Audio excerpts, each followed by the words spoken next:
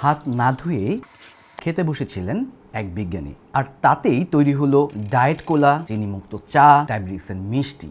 আজকের গল্প চিনির চেয়েও মিষ্টি, স্যাকারিন। সাল 1879। আমেরিকার বাল্টিমোর শহরের জন হপকিন ইউনিভার্সিটিতে রুশ বিজ্ঞানী কনস্ট্যান্টিন ফালবার্গ কাজ করছিলেন। তার লক্ষ্য ছিল কয়লার আলকাতরা থেকে এমন এক রাসায়নিক তৈরি করা যা খাদ্য সংরক্ষক বা শিল্পে ব্যবহারযোগ্য। কোনো একদিন ল্যাবে কাজ শেষ করে বাড়ি ফিরে ক্ষুধায় হাত না ধুয়েই তাড়াতাড়ি খেতে বসে গেলেন। রুটিতে কামড় দিতেই রুটি এত মিষ্টি কেন? পানি খেলেন, পানিও মিষ্টি। নিজের ঠোঁট, সেটাও দেখলেন মিষ্টি। তখনই তিনি বুঝলেন এটা খাবারের মিষ্টি না, মিষ্টিটা আসছে হাতে লেগে থাকা রাসায়নিক থেকে। তিনি সঙ্গে সঙ্গে ল্যাবে চলে গেলেন এই মিষ্টির রাসায়নিকটা খুঁজে বের করতে। আর তিনি খুঁজে পেলেন নতুন এক যৌগ যা চিনির চেয়ে 300 গুণ বেশি মিষ্টি, পেটে হজম হয় না, যা ক্যালোরি শূন্য। তিনি এর নাম দিলেন স্যাকারিন।